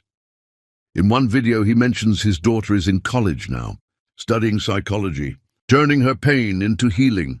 Tamsin's heart stops. She goes back, rewinds, listens again. My daughter is in college now, studying psychology, turning her pain into healing for others. She recognizes the voice now, recognizes the specific timbre, the way he emphasizes certain words. This is her father. These videos, all of them, are her father's confessions, his warnings, his attempts to become something other than the monster who destroyed them. She should feel angry, violated. He's using their story without permission, making their private pain public, but instead she feels something else, something she didn't expect, curiosity, because the man in these videos isn't the man who stood in that ballroom, isn't the man who used her bedroom, isn't the man she's spent 5 years hating. This is someone else, someone broken by consequences, someone genuinely trying to become better. Is it performance? Or is it real? As she downloads every video, watches them all, takes notes like she's studying for class, which in a way she is. This is research. Can people change? Can monsters become human again? Or is humanity something that once lost, stays lost forever? Brody calls Nosa the next day. Tamsin listens on speakerphone, the three of them connected across distance by the question no one wants to ask. Do we let him try? Nosa's quiet for a long time. Then, I've been seeing someone, Leighton. He's kind, steady, everything your father wasn't. And sometimes I look at him and I think, this is what love should have been. This is what I deserved all along. That's good, Mom, Tamsin says. But then I think about your father. Wonder if he's suffering, if he's learned anything, if he's still the same man, or if 5 years changed him into someone else. She takes a shaky breath. I don't love him. I'll never love him again. But maybe I can be in the same room without wanting to destroy him. Maybe that's enough for one meeting. What if he hurts us again? Brody asks. Then we leave. Immediately. No second chances. What if he's actually changed? Then we decide what that means. If anything, they agree to try. Brody will call him, make the arrangement. One meeting. Family therapy. All of them in a room together for the first time in 5 years. Tamsin writes to her father that night. The first contact in 5 years. She keeps it short. I saw your videos. All of them. I don't know if you're performing or if you've genuinely changed, but I need to find out. Because if people can change, maybe there's hope for everyone, including me. She doesn't send it, not yet. First, she needs to see him, needs to look in his eyes and determine if the transformation is real or if he's just gotten better at lying. Because if he's still the same monster, she'll know. She's studied manipulation now, understands the mechanisms, the tells, the ways predators perform remorse without feeling it. But if he's different, genuinely, fundamentally different, then maybe change is possible. And maybe she can stop being terrified that every person who says they love her is just waiting for the right moment to destroy her completely. Maybe that's not hope. Maybe it's just desperation wearing hope's clothing. But right now, it's all she has. Chapter 8. 3 Conditions for the Ghost, Nosa. Edward stands in her kitchen holding the phone like a live grenade, and Rich Foley's voice, older, humble, destroyed, is asking for something she never thought she'd have the power to give: one chance to sit in a room with the people he murdered emotionally. The kitchen is different now. New apartment finally. Couldn't bear to stay in the place where so much ended. This space is smaller but brighter, windows facing east so morning light floods the rooms. Leighton chose the apartment with her, helped her move, never once asked why she needed to leave behind every physical reminder of her marriage. Leighton is in the living room now, pretending to read but actually listening, ready to support her however she needs. He's everything Rich wasn't: patient, honest, content to love her without demanding she perform gratitude. They've been together 2 years. He knows the whole story, never pressures her to move faster than she's ready. "I don't deserve this," Rich's voice says through the phone. It sounds different, older, yes, but also hollowed out, less certain. "I know I don't deserve even 1 minute of your time." "No," Nosa agrees, "you don't. But if you're willing, if the kids are willing, I want to try. I want to show you I'm not—" He stops. "I don't know how to say this without sounding manipulative." "Then don't say anything. Just listen." She hears his breath catch. "Okay. You get 1 meeting, 1. If you say even one thing that feels like manipulation, if you make any excuses, if you try to minimize what you did, we're done forever. No appeals, no second chances. Understood?" "Yes. I'm setting 3 conditions. You meet all 3 or this doesn't happen." "Anything. Don't agree before you hear them. You might not want to once you understand what I'm asking." Silence. Then, "Tell me." Nosa has practiced this, rehearsed the words with her therapist until they felt like armor instead of exposure. Condition 1. Continue therapy for 5 more years. Not regular therapy, specialized work with families you've helped destroy through your volunteer work. Face your victims, carry their pain, help them heal. Your transformation isn't complete until you've repaired damage beyond your own family. "I can do that." Condition 2. Rebuild with our children at their pace. You don't get to be called dad just because time passed. Every word is earned. Every conversation is a gift. It might take decades. It might never happen. You accept that without resentment or pressure. His voice is thick. "Yes." Condition 3. This is the hard one. The one that makes this real. You never ask me for forgiveness. You don't get peace. You don't get closure. You live with what you did forever. Your healing doesn't depend on my absolution. I don't exist to give you redemption. Understood? Long silence. Nosa can hear him breathing, processing, understanding what she's really saying. You will carry this guilt until you die. I will never release you from it. If you're looking for forgiveness, look somewhere else. "I understand," he says finally, "and I agree to all of it." Why? Why what? Why agree? What do you get out of this if not forgiveness? He's quiet again. When he speaks, his voice is barely a whisper. "The chance to show you I'm sorry. Not so you forgive me, just so you know the apology is real. So maybe someday you can think about our marriage and not feel like every good memory was a lie." Something in Nosa's chest twists. She doesn't want to feel sympathy, doesn't want to soften. But there's something in his voice, genuine regret, not the performance of it. She doesn't trust it yet, but she hears it. "The therapy appointment is in 3 weeks, she says. "Dr. Philomena Crest. She's a specialist in family trauma. Don't be late. Don't bring anything, no gifts, no letters, nothing. Just yourself, and be prepared. Our children are going to unleash 5 years of pain on you. You don't get to defend yourself. You just sit there and take it." "I will." If you walk out, if you can't handle hearing what you did, we're done. But I won't walk out. Rich. She says his name and it feels strange in her mouth, unfamiliar after years of calling him nothing. I mean it. One mistake and you're gone forever. I know. Thank you, Nosa, for this, for even considering. Don't thank me. I'm not doing this for you. I'm doing it for our children, so they can see if change is real, so they can move forward with their lives knowing they gave you one chance and you either rose to it or failed. This isn't about you. It's about them. I know. She hangs up. Her hand is shaking. Leighton appears in the doorway, concern written across his kind face. You okay? I don't know. Maybe. I just agreed to sit in a room with the man who destroyed me. He comes close, wraps his arms around her. You're the bravest person I know.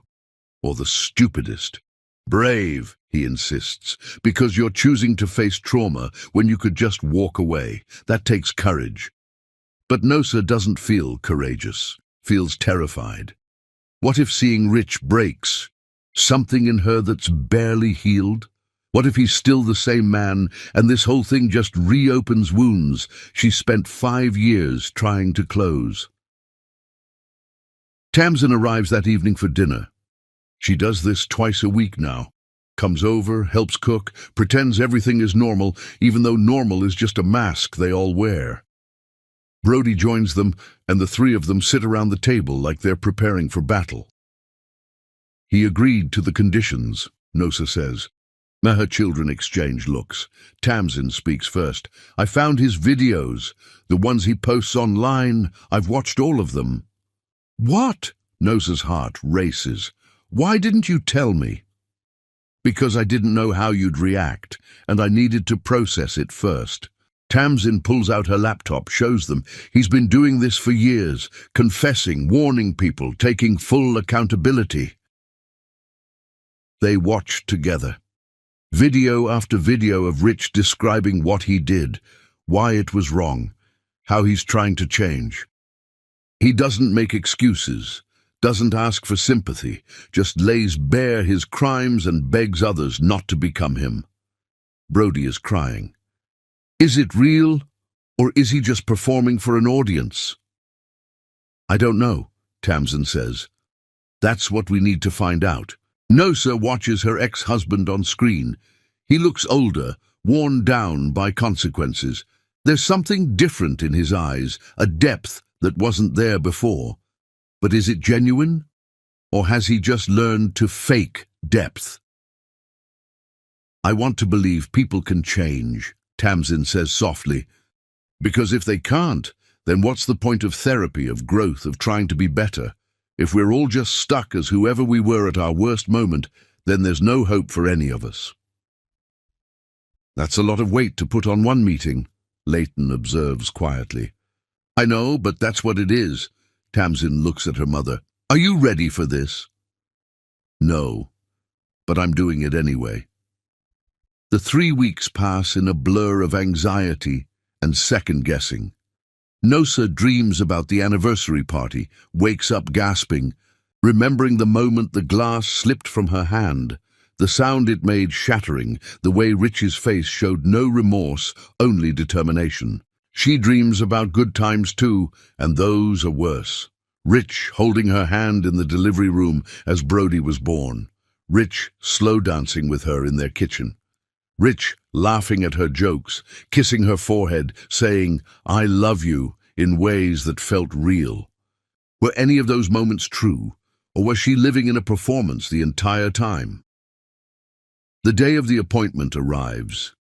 Nosa dresses carefully, not too formal, not too casual. Armor disguised as normalcy. Tamsin picks her up, and they drive to Brody's apartment to collect him. He's wearing a suit, armor of his own. Ready? Tamsin asks. No, they both answer. Good, me neither. They drive to Dr. Philomena's office in silence. The building is modern, glass and steel, The kind of place that's supposed to feel safe but just feels cold. The waiting room is empty, except for one man sitting in the corner, head bowed, hands clasped like prayer. Rich. He looks up when they enter. His face, oh, his face. It's aged decades in 5 years. Grey hair, deep lines, eyes that carry weight that wasn't there before. He stands immediately, then seems to realize he doesn't know if he's allowed to approach them. "Hi," he says. Just that. No sweetheart, no kids, no assumption of intimacy he hasn't earned. "Hi," Brody echoes, his voice tight. Tamsin just nods. Can't speak yet. Nosa looks at this man who destroyed her and feels nothing. Not love, not hate, just a vast, empty space where 20 years used to live. Dr. Philomena emerges from her office, a black woman in her 50s with silver-streaked hair and eyes that miss nothing. "Come in, all of you." The therapy room has a circle of chairs.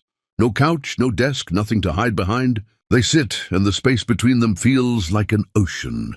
Dr. Philomena doesn't waste time. "You all know why you're here. Rich, the floor is yours. Say what you need to say." He opens his mouth, closes it, opens it again. Finally, "I'm sorry. That's not enough. I know it's not enough, but it's true. I destroyed everything beautiful in my life. I hurt the people I love most in the world. And I did it on purpose, over years, with calculation and cruelty." Tears stream down his face, but he doesn't wipe them away. Just sits in his pain, letting them see it. "I'm not asking for forgiveness. I'm not asking you to understand. I just need you to know I see what I did. All of it, every piece of damage. And I'm spending my life trying to make sure no one else becomes what I was." Silence. Heavy. Suffocating. Then Tamsin leans forward, and 5 years of pain explodes from her like a broken dam. Chapter 9. The Room Where It Breaks. The therapy room smells like lavender and old pain, and when Tamsin Edward Foley finally speaks, her voice cuts through the silence like shattered glass through skin. "I tried to die because of you." The words hang in the air. Rich's face crumbles, but she's not done. 5 years of agony pouring out in a flood that can't be stopped. "I'm 21 years old, and I'm terrified of being touched, because every time someone gets close, I see you and her in my bed. In my bed, where I was supposed to feel safe. Do you understand what you stole from me?" Her voice rises, shaking with rage and grief. "You didn't just cheat on Mom. You invaded my sanctuary and turned it into a place where nightmares live. I scrubbed that floor until my hands bled, and I could still see you. Still see everything." Rich is weeping openly now, but doesn't speak. Just witnesses her pain. "I'm in therapy twice a week. Take medication to sleep without screaming. I can't have relationships because I don't trust anyone who says they love me. You taught me that love is just the costume predators wear while they destroy you." Tamsin's whole body shakes. "I swallowed a bottle of pills, Dad. Did you know that? I wanted to stop existing because the images in my head wouldn't stop, and I didn't know how to live with them. That's what you did. You made your own daughter want to die." She's sobbing now, gulping air between words. Nosa reaches for her hand, but Tamsin pulls away. She needs to finish this, needs him to hear everything. "I'm studying psychology now, learning about trauma, about how the brain processes betrayal. And you know what I learned? That what you did to me was a form of violence. Not physical, but just as devastating. You violated my space, my trust, my entire concept of safety. And the worst part," her voice drops to a whisper, "the absolute worst part is that I loved you, worshipped you, thought you were the best man in the world, and you let me believe that while you were destroying everything." Rich tries to speak. Tamsin cuts him off. "No, you don't get to respond yet. I'm not done." He nods, tears streaming, hands trembling in his lap. "I had to learn how to eat again. Had to relearn how to sleep, how to function, how to exist in the world. Basic things that normal people take for granted. Because you broke something fundamental inside me. And I don't know if it can be fixed. I don't know if I'll ever be whole." Dr. Philomena's voice is gentle. Tamsin, that's enough for now. Give your brother space. Brody has been silent, his face white, his breathing shallow. When he speaks, his voice is so quiet they have to lean forward to hear. You made me betray Mom. 5 words, devastating in their simplicity. I was 19, still your son.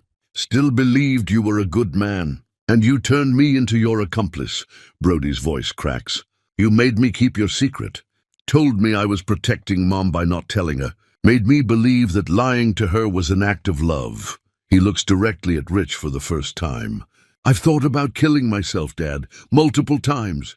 Because I look in the mirror and I see you. Your eyes, your jaw, your face, and I hate myself for it. I hate that I carry your DNA. I hate that people say I look like you, because looking like you means looking like the man who destroyed our family. Rich makes a sound, half sob, half groan, but Brody continues. I got into fights. Did you know that? Ended up in court because I couldn't control my rage. Every time I saw a man mistreating a woman, I saw you, and I wanted to destroy him the way you destroyed us. My therapist says I have PTSD. That being your accomplice traumatized me almost as much as what you did to Mom. He stands suddenly, paces, can't sit still with this much pain in his body. I'm getting married to a woman who's kind and patient and loves me despite the mess I am. And I'm terrified every single day that I'll turn into you, that I'll hurt her the way you hurt Mom, that your sickness lives inside me and one day it'll wake up and I'll become the monster you were. Rich drops to his knees, actually falls from his chair onto the floor, his face in his hands. No, God, no. Brody, listen to me. I'm not done. Brody's voice rises to a shout. You don't get to comfort me. You don't get to make this better. Dr. Philomena intervenes. Rich, let him finish. You agreed to this. Rich nods, stays on his knees, his whole body shaking with sobs he's trying to contain. Brody's voice drops again, becomes eerily calm. I work at a domestic violence shelter now. Community service at first, but I stayed because I needed to understand what you did. Needed to sit in rooms with women who survived men like you. And you know what I learned? He looks at his father on the floor. I learned that I'm nothing like you. That being manipulated doesn't make me a manipulator. That I was a victim too, not just an accomplice. But it took 5 years of therapy and working with survivors to understand that. 5 years of my life spent recovering from what you did to me. His voice breaks completely. I want you at my wedding, Dad.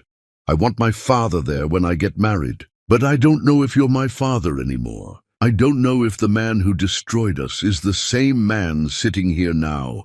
And I don't know if wanting you there makes me weak, or if it makes me someone who's brave enough to believe in second chances. Silence. The kind that presses against your eardrums. Nosa hasn't spoken yet. She's been watching Rich, studying his reactions, trying to determine if this grief is real or performed. She knows manipulation now, studied it, learned the tells. She doesn't see performance. She sees genuine devastation. But devastation isn't enough. Regret isn't transformation. My turn, she says quietly. Everyone looks at her. This woman who held them all together while falling apart herself. This woman who worked double shifts and finished her residency and learned to smile again. This woman who survived. I need to ask you something, Rich, and I need the truth. Complete honesty, even if it destroys you. He looks up from the floor, his face ravaged by tears. Anything. Did any of it mean anything? Her voice is steady despite the earthquake inside her chest. Our wedding day when you cried during the vows. When I was in labor with Brody and you held my hand for 18 hours. When my father died and you held me through the night. When you gave me that necklace and said, to my forever. She pauses, gathering courage for the question that's haunted her for 5 years. Was any of it real? Or was our entire marriage just a performance while you waited for something better to come along? Rich is silent for so long she thinks he won't answer. Then till it was real, all of it, every moment. His voice is raw, scraped clean of any pretense. I loved you more than I knew how to love, more than I'd ever loved anyone. You are the best person I've ever known. Brilliant and kind and patient with my mother when she was dying, patient with me when I was impossible, patient with everything. He wipes his face with shaking hands.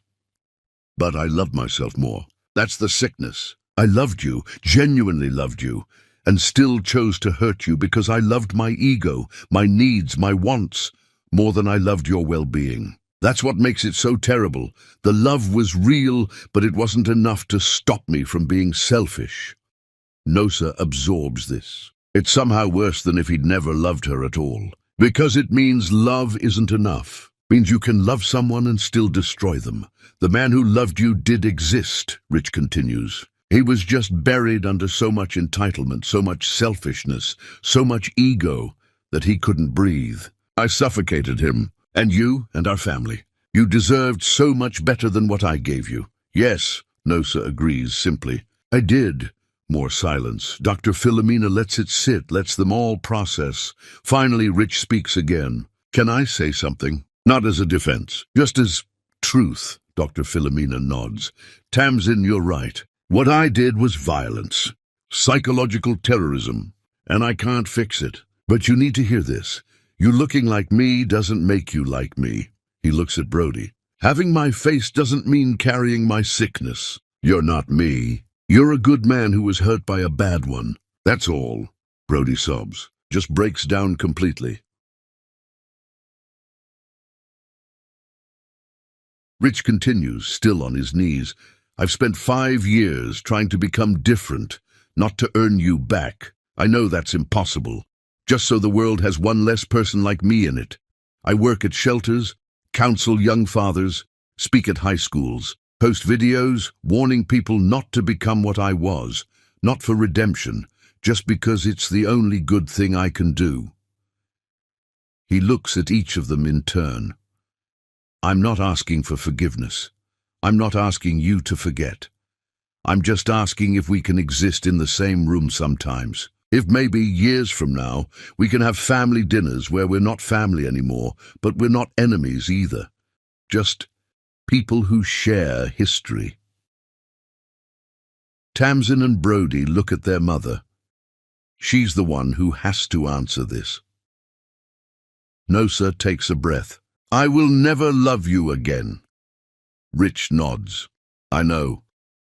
I will never trust you. We will never be what we were. I know. But the word hangs. For our children, we can try to exist in the same space. Maybe have family dinners eventually. Be co-parents who respect each other's existence. Nothing more? His face breaks with relief and something else. Not hope exactly, just gratitude for the smallest mercy. That's more than I deserve, he whispers. Thank you. I'll spend the rest of my life being worthy of even this. Tamsin wipes her face with the back of her hand. 1 dinner a month, with my therapist present at first. If you say anything manipulative, we're done. I understand. Brody nods slowly. Same. And you're coming to my wedding. But you sit in the back. You don't walk me down the aisle. That's Mom's job now. You don't give a speech. You just sit there and witness that I found love, despite what you taught me about it. I'll be there, however you need me to be. Dr. Philomena speaks for the first time in a while. This is good work, hard work, but good. I want to see all of you again next month. Same time, we'll process how this first meeting went and decide on next steps. They stand. The movement feels strange, mechanical. Nosa gathers her purse, her children flanking her like guards. Rich stays where he is on his knees until they reach the door. Then his voice stops them. I love you all, I always did. I just didn't know how to show it. I'm learning now.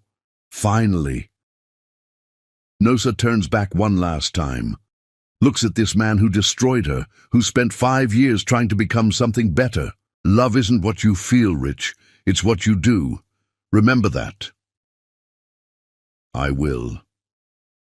They walk out together, not a family restored, but broken people who've chosen healing over hatred. In the parking lot, Tamsin suddenly wraps her arms around her mother and sobs. Brody joins them and they stand there, the three of them holding each other while the world moves around them. "Did we do the right thing?" Tamsin asks. "I don't know," Nosa admits, "but we did the brave thing. That's enough for today." Leighton is waiting at Nosa's apartment when she gets home. Takes one look at her face and pulls her close without asking questions, just holds her while she shakes. "How do you feel?" he finally asks. "Empty, full, broken, whole, I don't know, everything at once." "That's normal." "Is any of this normal?" "No, but you survived it. That's what matters." That night, Nosa dreams about the anniversary party again. But this time, when the glass shatters, she doesn't freeze. She walks out with her head high, her children beside her, and when she looks back, Rich is alone in an empty ballroom, finally understanding what he's lost. She wakes feeling something she hasn't felt in 5 years, not peace exactly, but the possibility of it, somewhere in the distance, waiting. Chapter 10. The Beginning, After the End. Sometimes healing doesn't look like happiness. It looks like broken people choosing to exist in the same room without destroying each other further. And maybe that's the bravest form of love. The first dinner happens 6 weeks later. Neutral territory, a quiet restaurant where nobody knows them. Tamsin arrives with Dr. Larkin. Brody brings Esme, who squeezes his hand under the table. Nosa comes alone. Leighton offered to join, but she needed to do this without armor. Rich is already there when they arrive, sitting in the corner booth looking terrified. He's wearing a simple shirt, nothing fancy. Doesn't want to seem like he's trying too hard. When they slide into the booth, he doesn't stand, doesn't reach for hugs, just nods. "Thank you for coming." The meal is awkward, stilted, long silences punctuated by careful small talk. Tamsin asks about his work. He describes the shelter, the counseling, the speaking engagements. Doesn't embellish. Doesn't make himself sound heroic. Just states facts. Brody talks about graduate school, about his research on family trauma. Rich listens without offering advice, without trying to parent. Just listens. Halfway through, Tamsin excuses herself to the bathroom, comes back with red eyes but steady hands. "This is harder than I thought." "We can leave," Nosa offers. "No, I need to do this." She looks at Rich. "Tell me about Mom's necklace, the one you gave her that morning." Rich's face goes pale. "The pearls? Did you mean it? When you said, 'to my forever'?" "Yes, I meant it. I just didn't understand what forever required, didn't understand that forever means choosing someone, even when it's hard, even when something shiny and new tempts you. I failed at forever, but the intention was real." Tamsin nods slowly, processing. "I needed to know, needed to understand if anything was real. The love was real. I was just too broken to sustain it." They eat in silence for a while. Then Brody asks, "Do you still have Mom's old recipe book, the one from her grandmother?" Rich looks stricken. "I gave it to your Aunt Adeyemi. Thought you'd want it kept safe. Can I have it back for Esme? She wants to learn Mom's cooking." "I'll get it to you this week." These small exchanges, asking about objects, sharing tiny pieces of life, feel monumental, like rebuilding a house one brick at a time, never sure if the foundation will hold. When the check comes, Rich reaches for it. Nosa stops him. "We split it, equal." "But equal. We're not family anymore. We're just people sharing a meal." He nods, accepts this new reality. Outside, as they're saying goodbye, Tamsin does something unexpected. She hugs him, brief, stiff, but real. "See you next month," she says. Rich breaks down in the parking lot after they leave, just stands. Beside his car weeping because his daughter touched him, and it's more than he deserves, more than he dared hope for. Months pass. Dinners become easier, less fraught. Brody's wedding approaches. Rich helps from a distance, contributes financially without being asked, never inserts himself into planning. The day arrives, and he sits in the back row exactly as instructed, watching his son marry a good woman who treats him with kindness. When Brody and Esme exchange vows, Rich weeps quietly, not for himself, for the joy of witnessing his son break the cycle, choose better, become the man Rich never was. At the reception, Tamsin approaches him. Want to see the photo booth? Pictures? They look through silly photos of the wedding party, and for a moment it feels almost normal. Almost like they're father and daughter instead of survivor and perpetrator. Thank you for being here, Tamsin says. Brody needed this. Thank you for letting me. She studies his face. You're different, really different. It's strange. I keep waiting for the mask to slip, for the old you to come back. But I think maybe the old you is actually dead. I hope so. That man deserves to stay dead. Nosa watches from across the room, Leighton's arm around her waist. She's wearing blue, her favorite color, one Rich never liked. She's laughing at something Leighton said, genuinely happy in a way she never was with Rich. Rich sees this and feels no jealousy, just relief that she found what she deserved. Before he leaves the reception, he stops by Nosa's table. You look happy. I am. Good. That's, his voice catches. That's all I wanted, for you to be happy again. I know you think this is closure. It's not. I still hate what you did, still carry it every day. I know. But I'm learning that hating you and being happy aren't mutually exclusive. I can do both. That's fair. She looks at him, really looks, the way she used to.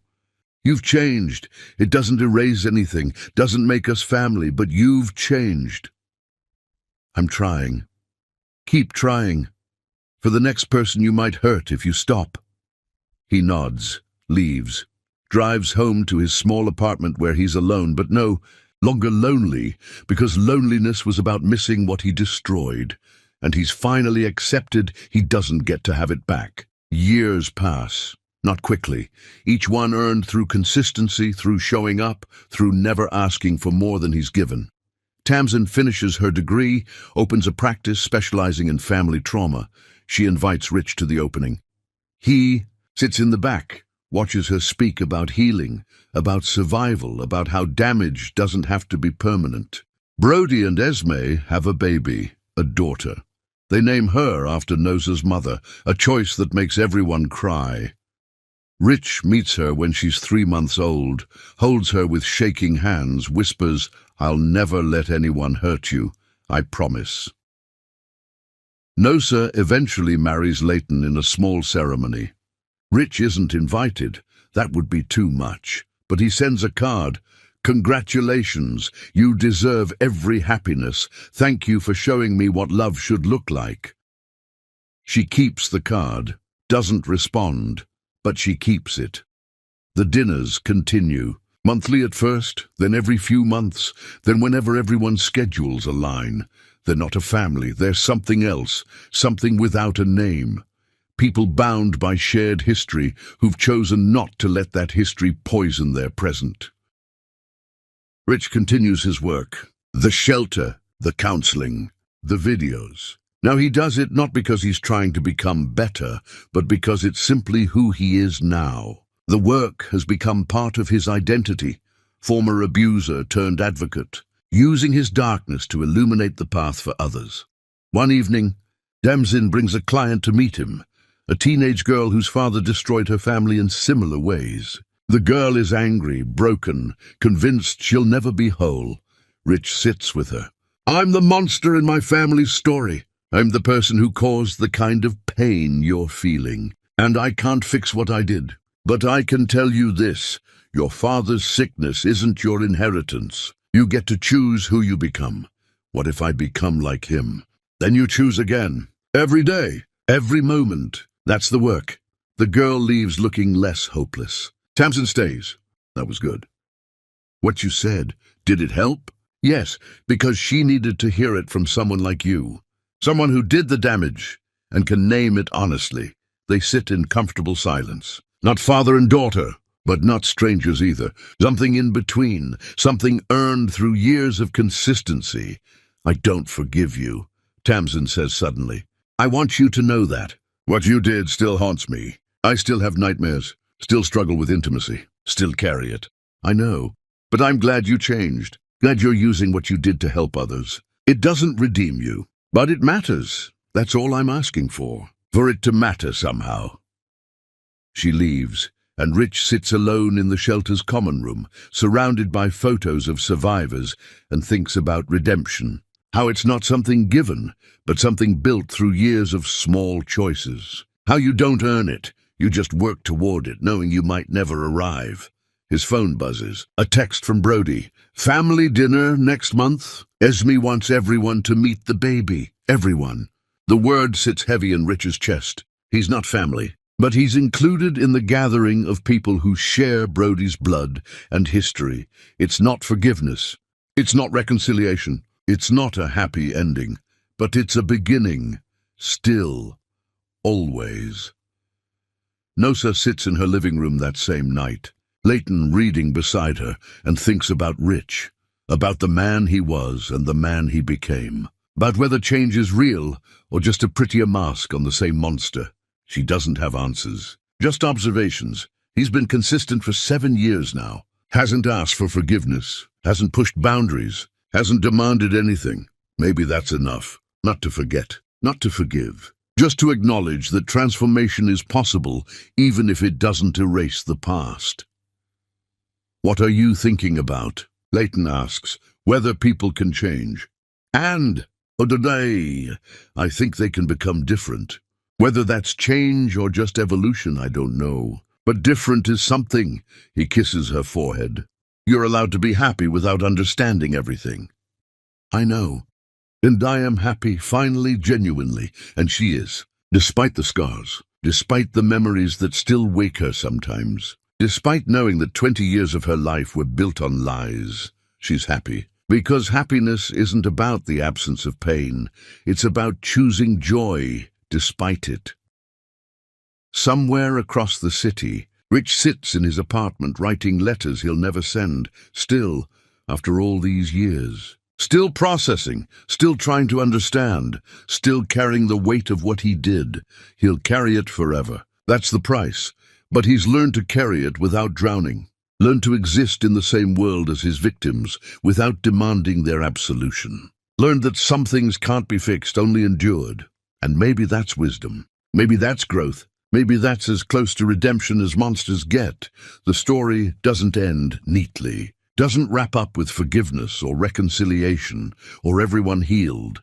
It ends with broken people choosing to keep breathing, choosing to exist alongside their damage. Choosing small moments of connection over permanent estrangement. It ends with the understanding that healing isn't linear, that forgiveness is optional, that you can acknowledge someone's transformation without absolving their crimes. It ends with possibility, with the radical act of trying, with the brave choice to remain open to change while protecting your scars. Not a happy ending, but an honest one. And sometimes that's the most powerful ending of all.